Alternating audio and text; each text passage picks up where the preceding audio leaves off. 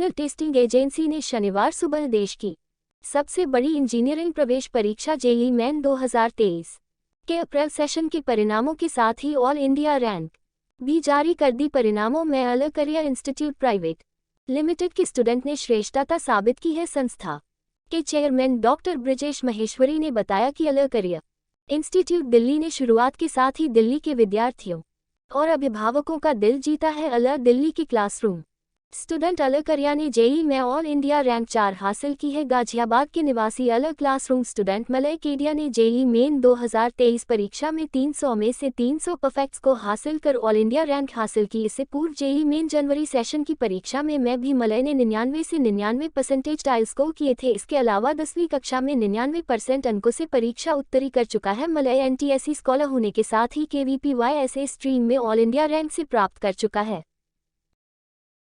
Hello Malay, please tell something about yourself. Hello, मैं मलय हूँ। मैं गाजियाबाद में रहता हूँ और आइलैंड दिल्ली का स्टूडेंट हूँ। मैंने जेईई मेंस में 300 by 300 का स्कोर हासिल किया। इससे पहले मैं केवीपीवाईएसए में AIR 6 रह चुका हूँ। International olympiad in astronomy and astrophysics में सिल्वर मेडल भी जीत चुका हूँ और पहले OCSC कैंप्स में जूनियर साइंस में फिजिक्स में सिलेक्ट हो चुका हूँ। ग्रेट मलय, पहली बात बहुत सारा congratulations from everyone here in L Delhi team and you made us real proud. और as teachers, as everyone here in Delhi is so excited about जो तुमने अचीवमेंट करके दिया। 300 out of 300 is my God so wonderful. मैं चाहता हूं कि जो स्टूडेंट्स आपको देख रहे हैं ऑल अराउंड इंडिया, आप कुछ उनको बताएं कि कैसे आपका ये journey. Did you ever think कि आप आईटी जी टॉप कर लोगे या वाली प्रिपरेशन कि 300 में 300 आ जाएंगे, और was it something else? Preparation के वक्त तो मुझे यही लगा था कि एक आधी सीरी मिस्टेक हो ही जाएगी। राइट, हाँ। तो 300 लाना मुश्किल है, लेकिन पेपर होने के बाद लग रहा था कि आ सकता है। That's great. अब इसको अचीव करने के लिए पढ़ाई, मेहनत, वो सब तो तुमने किया ही। तुम्हारा डेली रूटीन अगर देखा जाए वो किस तरह से था? Because many students would want to emulate that कि कैसे इस लेवल तक तुम पहुंचे।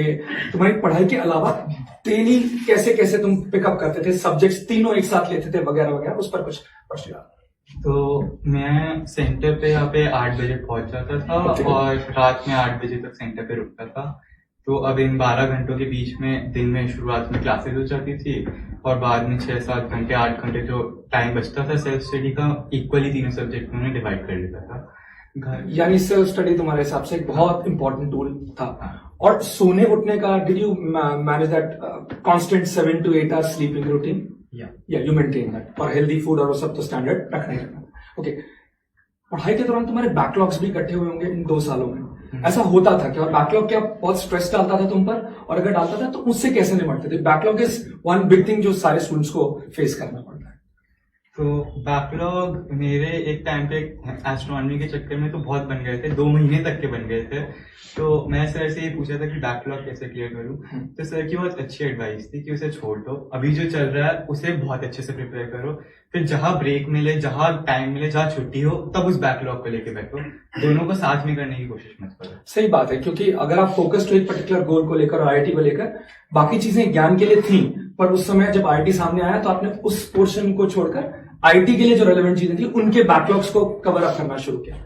कोई सीक्रेट हैक, कोई ऐसा स्पेशल चीज जो तुम जादुई करते थे पढ़ाई के लिए? नहीं, जादुई पढ़ाई में कोई जादू नहीं है, बस बार बार हार्डवर्क और बार बार लगे रहना ही होता है। और वही चीजें करने के बाद बार बार प्रैक्टिस करते रहना, वो जरूरी है। एक और क्वेश्चन मेरे को एज ए टीचर ही आता है, फिजिक्स केमिस्ट्री मैथ्स से तीनों लेकर चलते हैं, तो क्या तीनों का पढ़ने का तरीका, अप्रोच सेम है कि शायद तीनों का जो नेचर है अलग अलग है?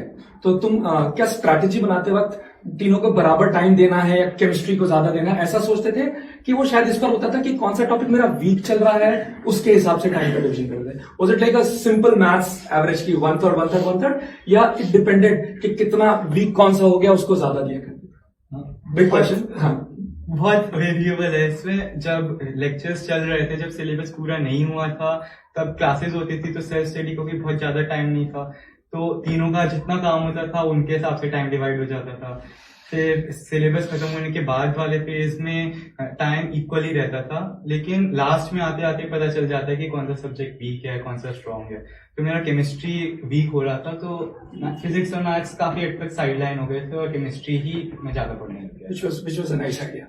और लास्ट क्वेश्चन मेरा, जिस दिन एग्जाम होता है, सो आप टॉपर हो, है ना, but you like any other student, क्योंकि एग्जाम तो सारे लोग देने जाते हैं, आप भी एग्जाम देने गए थे। उस दिन या उसके पिछले दिन की वो खास स्ट्रैटेजी होती है क्या, कि उसके पिछले दिन कैसे, हाउ डू और you keep it a normal day, मतलब एग्जाम के जस्ट पिछला दिन वो कैसे निकालते हो?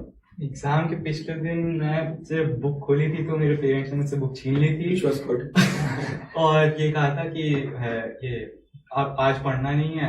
मैं वॉक पे गया था और आपने रिलैक्स रखा खुद को, क्योंकि सीधी सी बात है, एग्जाम जब देने जा रहे हैं उस समय अगर हम स्ट्रेस कैरी करते हैं और लास्ट मोमेंट पर अगर कोई फॉर्मूला देखा वो मिस कर रहे हैं तो वो शायद चला जाता है। और साल भर तो पढ़ाई करी है, एंड देयरफॉर एग्जाम अच्छा जेई एडवांस्ड आगे है ना, अब मन लगाकर आप उसमें लगे। All the very best and we are so hopeful you will give us the bestest kind, और जो आपकी क्षमता है उससे भी बहुत अच्छा आप करके आएंगे। All the best.